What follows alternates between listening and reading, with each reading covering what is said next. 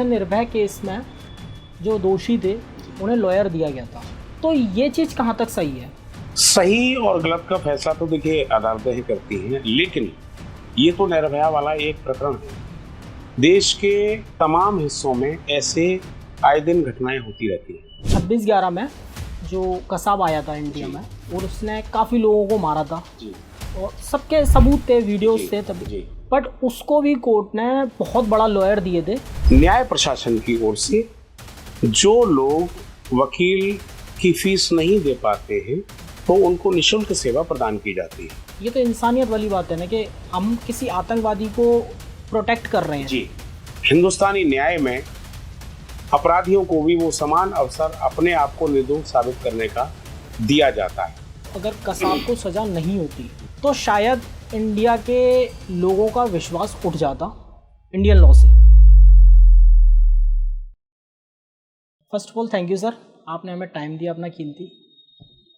Sir, आपने वकील का पेशा क्यों चुना, क्या कारण था, मतलब आपको प्रेरणा कैसे मिली? पहले तो मैं आपको धन्यवाद देना चाहूँगा कि इस गंभीर विषय पे आपने चर्चा का मुझे मौका दिया, और हम भी चाहते हैं कि देश के लोगों को, देश के नागरिकों को, जो पीड़ित लोग हैं उनको ये मौका मिले कि वो कानून के बारे में जानकारी रखें और कानून को समझें और उसके दुरुपयोग करने से भी बचें। सर, जैसे हमने देखा है कुछ लॉ चेंज हुए हैं जी, तो जो पुराना लॉ है और जो अब का लॉ है उसमें कितना डिफरेंस आया है?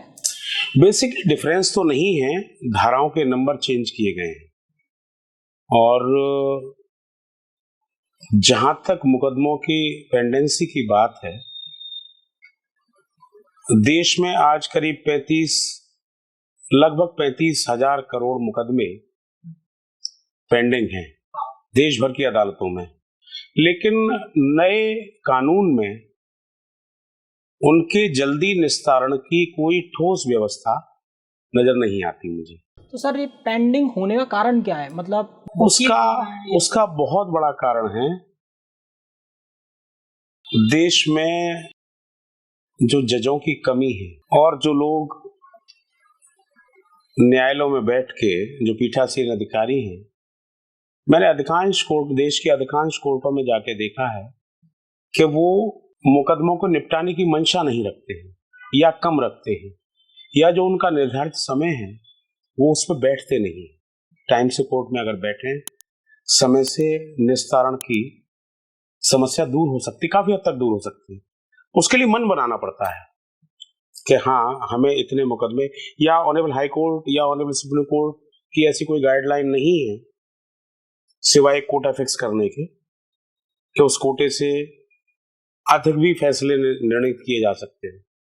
लेकिन जुडिशरी के जो अधिकारी हैं वो अपनी मनस्थिति नहीं बना पाए हैं अभी तक। कुछ परिस्थितियां हैं, कुछ वातावरण है ऐसा, जिस वजह से मुकदमे अधिकांश लंबित रहते हैं या लंबित किए जाते हैं।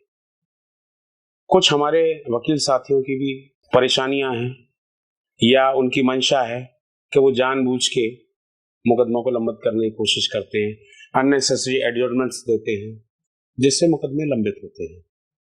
मेन समस्या ये है, अगर एडवोकेट्स और जुडिशरी साथ में मिलके अगर मुकदमों का निस्तारण जल्दी कराना चाहें तो ये संभव हो सकता है।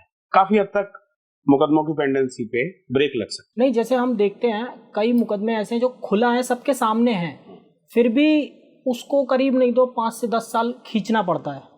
तो क्या ये कारण है, या फिर हमने जो सुना है कि जो इंडिया का लॉ है वो ये कहता है कि 100 क्रिमिनल छूट जाएं पर एक को निर्दोष को सजा ना हो, सजा नहीं मिलनी चाहिए, लेकिन अक्सर ऐसा होता नहीं है।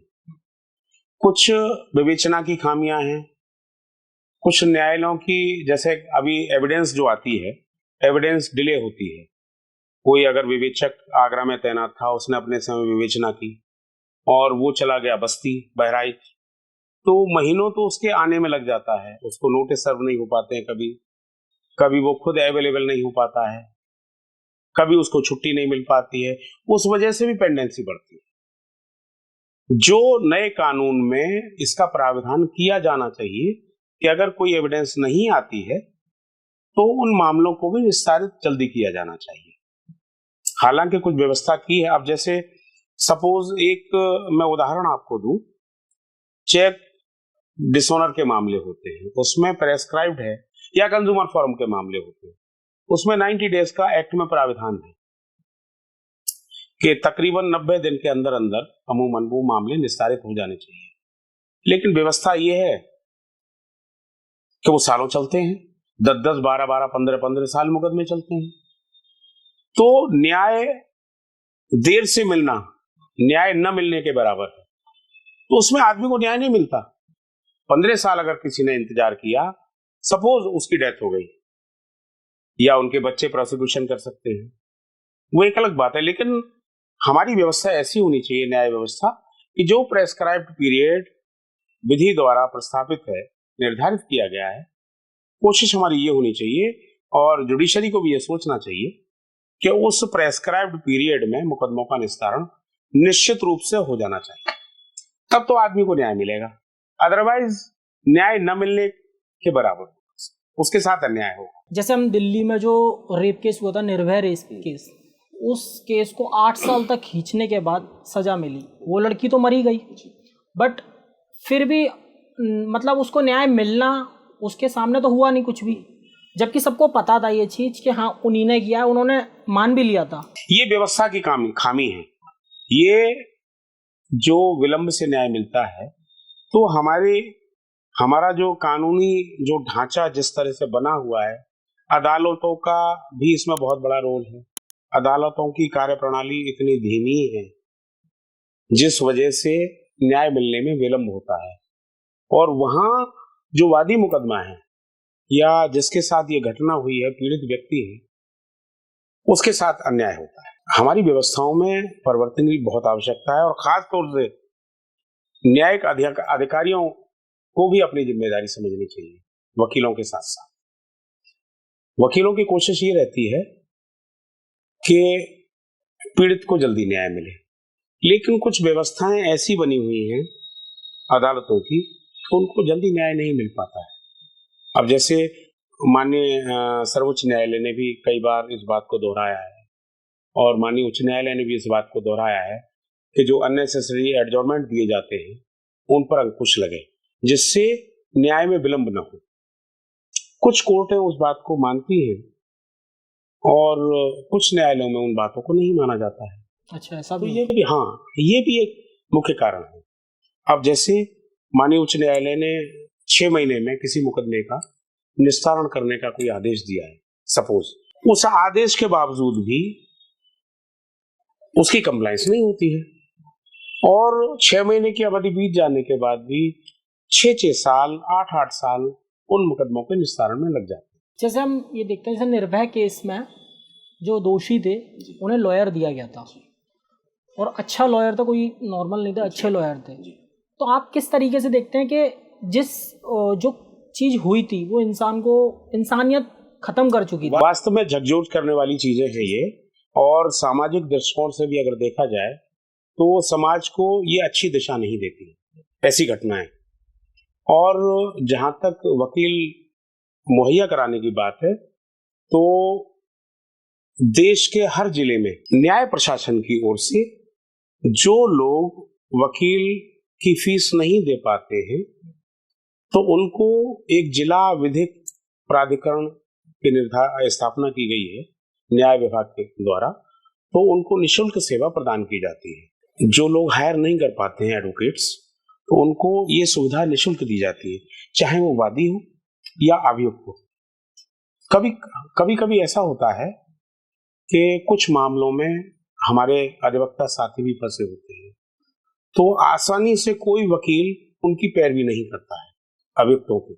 तो ऐसी स्थिति में जिला विधिक प्राधिकरण जो है वहां आदमी अप्लाई कर सकता है, उनको प्राधिकरण की तरफ से वकील मुहैया कराया जाता है, वो उसकी विधिक सहायता करता है। तो न्याय व्यवस्था का अंग है। तो वो चलो हम मानते हैं, ठीक है, बट जो चीज़ उधर हुई थी तो उसके हिसाब से हम लोग जो सोचते हैं वहाँ वकील नहीं देना चाहिए था, नॉर्मली उन्हें सजा पहले से ही सुना देनी चाहिए थी, जबकि उनके वकील ने काफ़ी लंबा खींचा है इसको और काफ़ी चीज़ें उन्होंने लड़की के बारे में भी बोली हैं।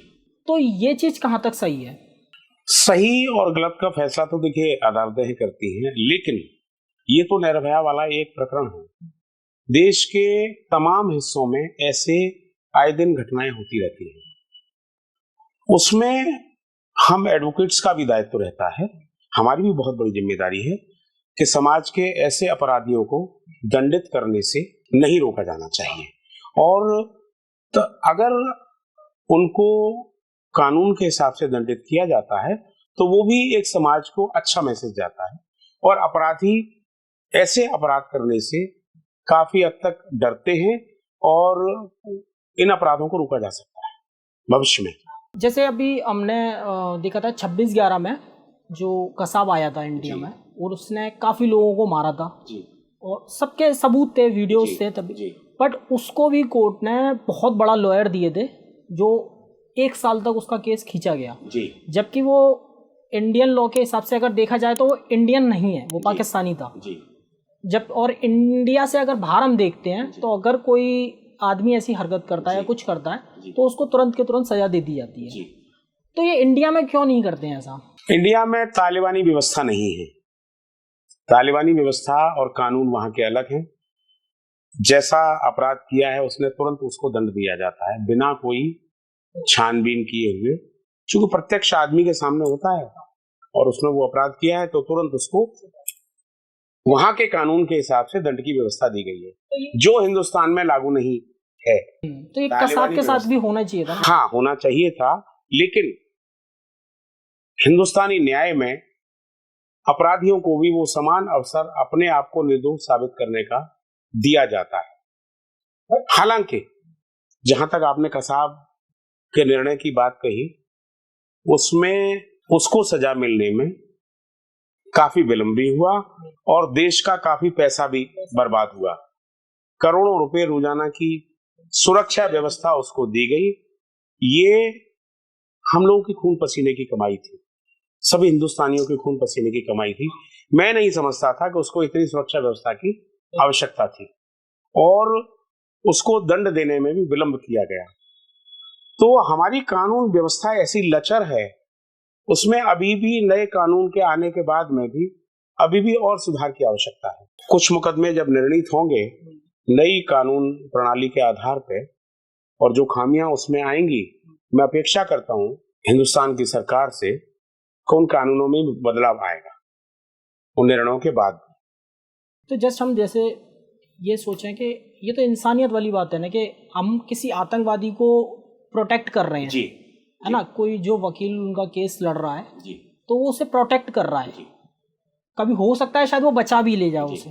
हिंदुस्तान की न्याय प्रणाली इतनी लचर है और फ्लेक्सिबल है, जहां जो दोषी व्यक्ति हैं उनको भी निर्दोष साबित करने के लिए एविडेंस देने पड़ते हैं। लेकिन जहां तक कसाब की बात है, वहां तो प्रत्यक्ष प्रमाण था, उन्होंने निर्दोष लोगों की हत्या की, खुलेआम गोलीबारी की, कई लोगों को मारा उसने और तमाम लोग उसमें मरे भी, पुलिस ऑफिसर्स भी खत्म हुए और जनता के लोग भी खत्म हुए उसमें।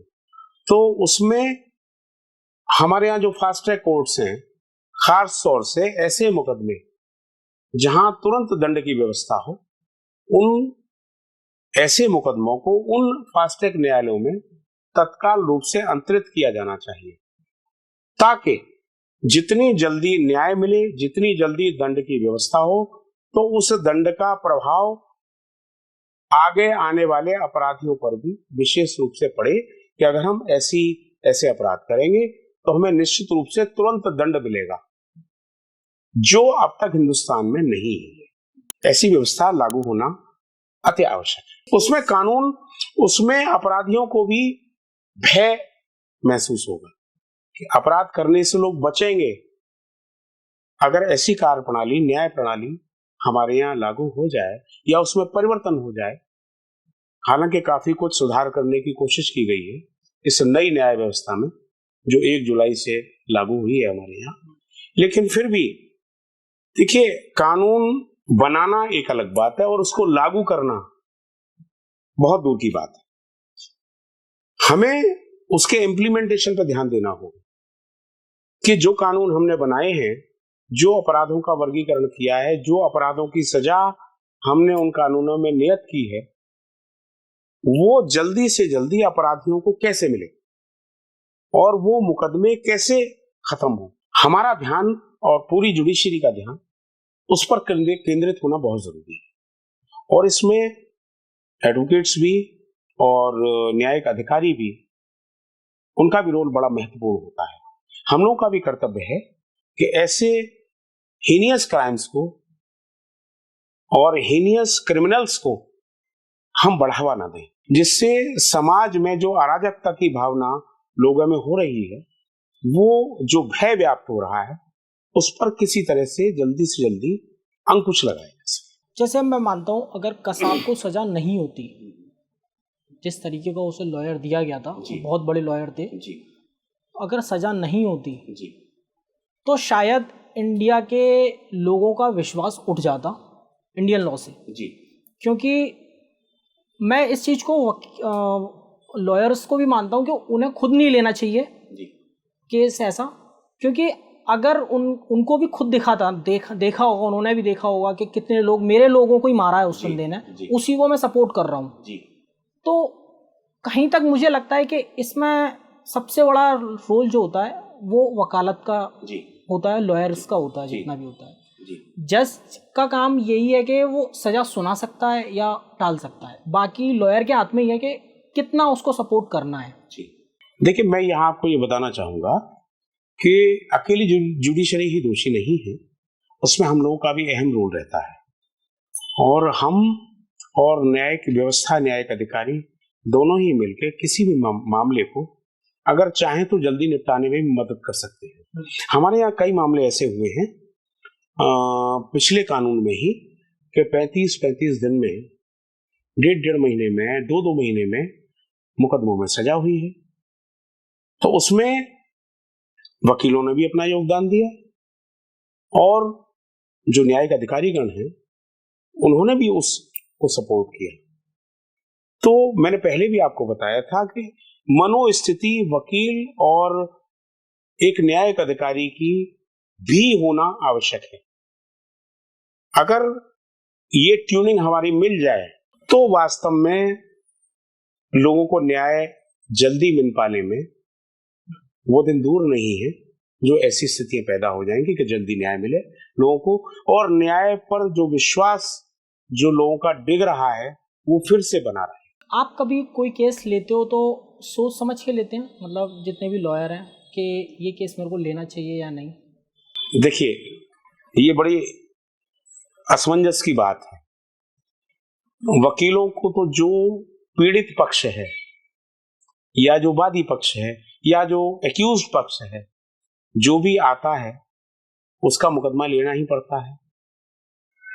और जो अच्छे वकील होते हैं, जिन्हें कानून की अच्छी जानकारी होती है और उन्हें मुकदमा लेने के समय ही ये स्थिति का पता लग जाता है कि हाँ, उन मुकदमों में सजा होनी है या जो एक्यूज हैं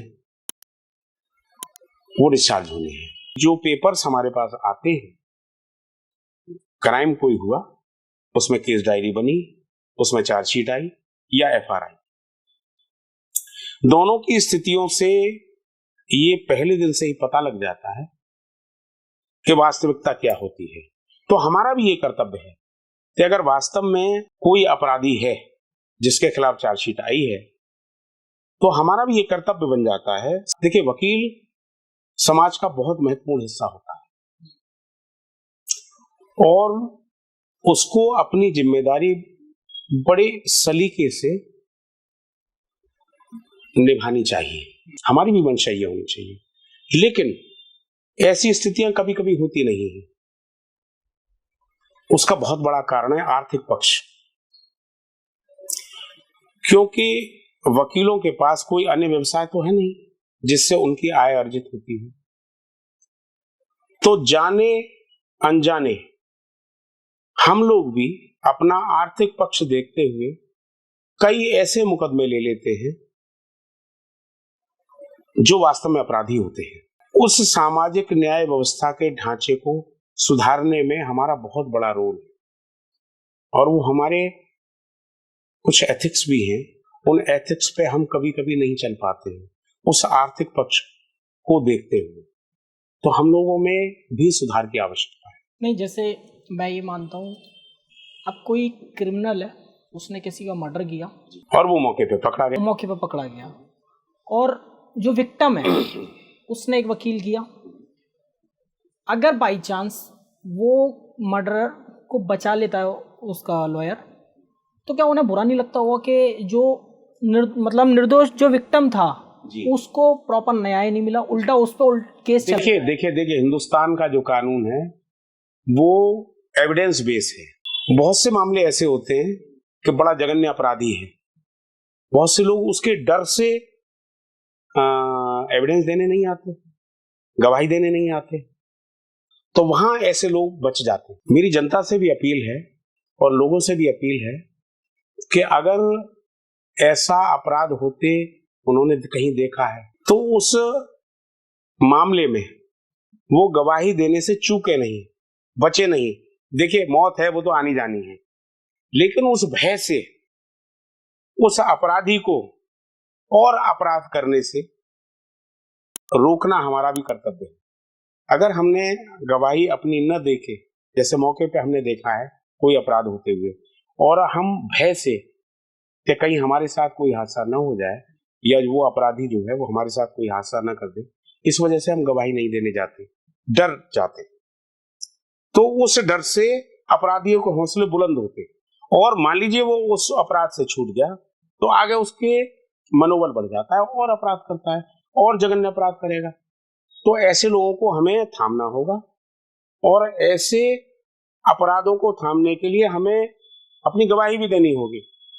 तो मेरा मानना यह है कि ऐसे अपराधियों को बचाने के लिए अपनी गवाही जरूर दें ताकि उनको उन अपराधों का दंड मिल सके। जैसे आपने गवाहों की बात करी, तो मैं एक चीज़ और ऐड करना चाहता हूँ। पावरफुल बंदा है, उस पर पैसा भी बहुत होता है, तो कई बार हमने मूवीज़ में देखा है या उसमें देखा है कि कोई गवाह आ रहा है तो उसे ट्रक से कुचलवा दिया, या फिर उसको धमकी दिलवा दी, या उसको बाहर भेज दिया यहाँ से, जिससे वो गवाही ना दे पाए। तो क्या इसमें सरकार मतलब कोर्ट को ही उस गवाह को सिक्योरिटी नहीं देनी चाहिए? क्योंकि अब वो कम से कम एक चीज को अपनी तरफ से अगर कर रहा है, क्योंकि उसकी जान तो जान नहीं है, उसमें पूरा खतरा है, तो सरकार मतलब या फिर गवर्नमेंट को या फिर कोर्ट को उसको सिक्योरिटी प्रदान नहीं करनी चाहिए? की जानी चाहिए, और वैसा प्रावधान है भी, हमारे कानून में भी प्रावधान है कि अगर कोई ऐसी स्थिति आती है, गवाहों के साथ अगर कोई छेड़छाड़ होती है या गवाहों को धमकाया जाता है, तो अपराधी को जमानत देते समय भी ये शर्तें लागू की जाती है जनरली कि वो गवाहों को धमकाए नहीं या विवेचना में कोई हस्तक्षेप न करे या दबाव न दे। ऐसी व्यवस्थाएं हमारे कानून में भी है, बशर्ते वो आदमी कम से कम उस न्यायालय में जाके या पुलिस के वरिष्ठ अधिकारियों को जाके अपनी बात रखे तो सही, अपनी वेदना रखे तो सही, उसको सुरक्षा व्यवस्था मुहैया कराने का प्रावधान हमारे कानून में है। मैं आपको बताना चाहूंगा, जनरली ऐसे लोगों को सुरक्षा व्यवस्था देने में हमारे यहाँ के पुलिस अधिकारी या प्रशासनिक अधिकारी मदद नहीं करते। तो इसमें क्या करे वो आदमी फिर? ऐसे लोग न्यायालय का सहारा ले सकते हैं, अगर उनके, या सरकार की तमाम और एजेंसियां हैं, सरकार को भी लिख के दे सकते हैं, तो उनकी व्यवस्था होगी। बट फिर भी हमने देखा है, जो मूवीज में मैंने देखा, मेरे को सीरियस वैसे नहीं मालूम। मूवीज जो होती हैं वो सत्य घटनाओं या कहीं कोई अपराध हुआ है उसी पर आधारित मूवीज बनती हैं, तो ये आपकी बात बिल्कुल सही है कि ऐसा अक्सर होता है। जैसे हमने एक मूवी देखी है जिसमें एक बुजुर्ग पुलिस ऑफिसर दिया जाता है जो खुद अपनी सिक्योरिटी नहीं कर सकता है, तो दूसरे की सिक्योरिटी कैसे करेगा?